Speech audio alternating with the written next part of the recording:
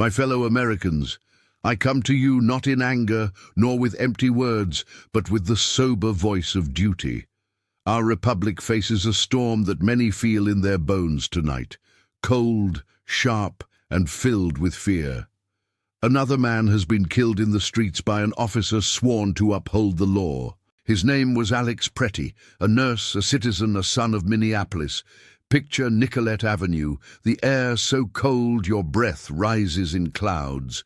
A few blocks away, not long ago, another life was lost under the blue lights of police cars.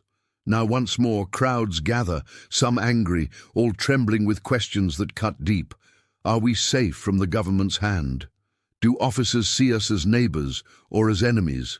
Can justice be found when tempers are high and the facts are tangled?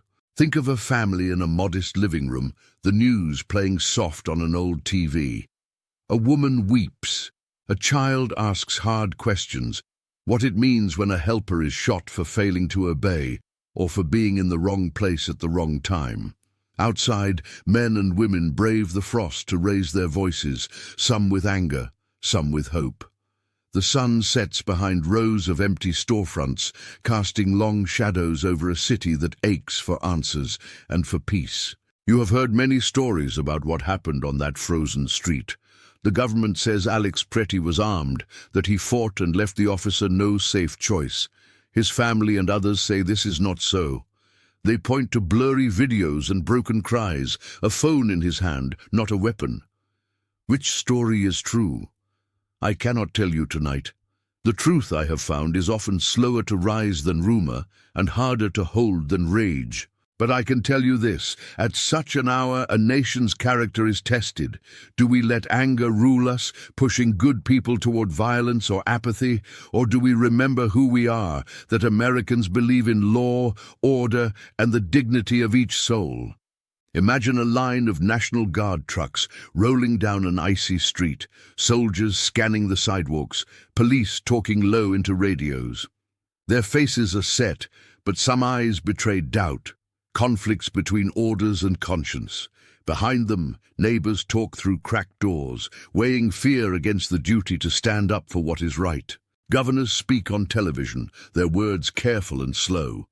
The leader of this state says he has no confidence in the federal agents. He calls up the National Guard, and he asks state investigators to look for facts where the feds have closed their doors. Even this simple act, who shall ask the questions, becomes a matter of dispute. I have seen such moments before. Not all news is black and white. Men and women in office, burdened by power, must find their courage to act with fairness, never letting passion, pride, or party blind them to the public good. Picture officers standing in the snow at dusk, resolving to hold the line, but told to keep local police outside. Papers pass between hands, warrants, statements, orders. What shall prevail here, the letter of the law or the spirit of justice? The temptation in such times is to believe only our side possesses virtue, or that the other side cannot be trusted. That path is ruinous. Many now say the shooting was murder, others that it was the price of security. In this, I caution all. A great republic is not destroyed in a single day, but is worn down little by little, when men refuse to see the good in their neighbor or doubt that truth still matters. Think of a city bus driving past barricades of snow and makeshift signs. On one side, angry protesters, on the other, silent workers just hoping to reach home. A flag hangs limp from its pole, icy and still. This is our crossroads. Some leaders thousands of miles away raise their voices in Congress. They threaten to stall our government's work, to withhold funds for public safety, all in the name of justice or vengeance. A president uses the moment to shame rivals, and accusations fill the air faster than facts. In times like these, we must recall America's strength is her unity. We cannot let any tragedy blind us to that simple truth.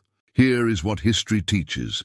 Panic and blame are easy. Justice and order, secured within the law, are hard. A nation cannot endure when whole cities are at odds with those sent to serve them, nor when officials refuse to submit to lawful inquiry, no matter their badge or their flag. Picture a courtroom crowded with tired men and women, the judge shuffling papers, a police officer removing her hat, hoping for a verdict that calms the city. In the back row, neighbors sit together, uneasy but resolved. They want two things, more than any party or cause. First, never to be ruled by fear. Second, never to forget what decent Americans owe one another. For those who serve the law, I say this: might does not make right. The true power of any officer is not found in a weapon or a uniform or a badge, but in the steady hand and calm judgment they bring in the midst of turmoil. They must remember that every action, every word, becomes the precedent for those who follow, and for the next crisis, which always lies just ahead. For all who protest, your voice is part of this republic too. But with that right comes a duty, never to let anger slide into violence or to act in ways that leave others with scars that last a lifetime. Barricades and torchlight do not mend the fabric of a city, they pull at the seams. Let us be honest, the facts are incomplete, some videos are missing, the federal and state agents do not yet trust each other, so I urge patience, neither surrender to despair nor rush to cast blame. Justice cannot be rushed, nor truth summoned by shouting. This is not the first time such things have happened. History has seen this before. I recall a day when different uniforms, different flags, marched through the same cold streets. The deeper lesson then, as now, is this: restraint is a virtue, and courage often means waiting for the full measure of light before declaring war on our neighbor. Let us not forget the simple dignity of our daily lives, even in such hours of fear. Picture a teacher standing before her class, reading the morning news aloud. Children frown and raise hands, asking, "Is home still safe?" She answers honestly that America has survived storms before, by trusting in law and seeking the truth, even when it comes slowly. The lesson echoing through those halls is one of faith, faith in the process and in one another. Imagine now a nurse at the end of her shift, sitting in a hospital break room deep in thought. Her hands are tired, her heart heavier. She wonders, if I step outside tonight, will my neighbors think less of me, knowing what has happened? Yet she still goes out, still heals those in pain, still believes her work adds to the fabric of this country. On a quiet street at sunrise, you may find a policeman waiting in his patrol car, coffee cooling on the dash, watching the city stir to life after a sleepless night. He studies each face, wondering if he is seen as a helper or a threat. In that quiet he prays for wisdom, for restraint, for a way to do his duty without harm. Let us all remember, the dignity of the Republic is not built in marble halls alone, but in everyday deeds. In the way a shop owner unlocks his door despite worry. In the way neighbors shovel snow together, speaking softly of troubles but not giving in to hate. Think of a small-town diner at dawn, folks crouched over eggs and coffee, reading the headlines side by side. All know sadness, yet none forget they still belong to each other, to their country, to a hope that America can weather hard times. To those who hold office, your work is to defend the public trust. Seek neither applause nor shelter from blame, but bear your burden with honor. When the facts are uncertain, your vigilance and humility are the pattern for others to follow. If agents, state or federal, have erred, let them answer for it in due time, by law, not by mob or by decree. To those who mourn, I offer this: grief can call forth great change, but only if guided by wisdom and led by love. The urge to blame, to judge before evidence is weighed, is strong. But every citizen must guard the flame of reason, not feed the fire of revenge. America's strength is her unity. I remind you gently, true unity is not sameness, but respect for process and for persons, even under trial. Imagine a team of state investigators gathered late at night, sifting through body camera footage, writing notes by lamplight. Each frame matters. A single missing second can sway lives. These quiet stewards of truth, often unknown to the public, labor for weeks to build the story piece by piece. Their task is honored and heavy. They must be given both time and trust. Let us also consider the children who watch adults in this moment. A boy stands at his window, staring as officers pass. He wonders, who do I trust?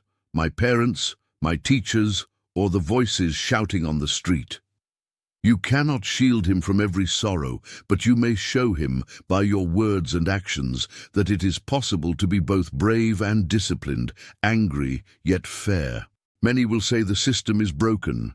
I echo, it can be repaired, not by tearing out all the beams in a storm, but by strengthening each post, each law, each habit of care and caution. Sometimes the loudest cries will drown out smaller acts of goodness, but do not let them. America is not made great by shouts in the street, but by humility at the ballot box, by truth told in court, by neighbors who risk kindness, even when uncertain how they will be received. Picture a simple church at sunset, doors open, candles lit. Inside sit people of every color and creed, heads bowed in silent prayer. Some pray for the dead, some for justice, some for peace that has not yet come. You may call it old-fashioned, but there lies a lesson. When nothing else seems steady, the practice of hope can unite more than any slogan or anger. To those who feel powerless, I urge you, your steady virtue holds more sway than you know. Every time you temper your own speech, share facts rather than rumors, listen before judging, you lend ballast to the ship of state. Never believe that only the powerful or famous shape events. In every crisis, it is the accumulated choices of millions that determine what our country becomes. Let me be clear, this is not a plea for silence in the face of wrong. Protest if your conscience commands, but let your protest be peaceable and firm. Demand answers, but seek them with purpose, not with destruction. Ask for laws to be improved, but do not trample on those that bind us to one another as free people. There is honor in civic struggle, so long as it stays within the guardrails of respect. I know tempers run high now. There will be voices urging haste, pushing you to see your neighbor as a foe. Resist this. Remember that not all news is black and white. There will be errors on all sides. But if we hold to the law, if we let the full story come forth, justice will be better served. The Republic can be saved. So as darkness falls and the world waits for answers, I call you back to first principles. Every nation has hard days. What marks America is not our perfection, but our persistence, a refusal to let any single failure define us. When grief comes, or fear or outrage, breathe deep and ask, what sort of country do we want to be tomorrow? And what must each of us do today to help create it? Think of a parent tucking a child into bed, anxieties weighing heavy, but still speaking words of hope. Tomorrow will be better. Let that be our anthem, spoken not to soothe ourselves, but to remind us of a duty, to leave a steadier, kinder, more lawful republic to those who come after. In the cold dawn, as the city sweeps away the ashes of protest, as investigators collect their notes and neighbors return to daily labor, let us each choose discipline over rage, law over impulse, hope over suspicion. We may not control every storm, but we can decide together to build a harbor that holds firm. I end with a simple charge. What story will you tell your children about this hour? Will you say you let fear make you cruel, or that you stood for fairness even as the world shouted for haste? The answer belongs to each of us. May we seek answers with calm purpose, mend wounds with patience, and remind the world that America's best days lie not behind, but still ahead, if we have the wisdom and the will to walk together. What kind of republic do you want to help create when the storm has passed? What will your part be tonight and on every hard day that follows?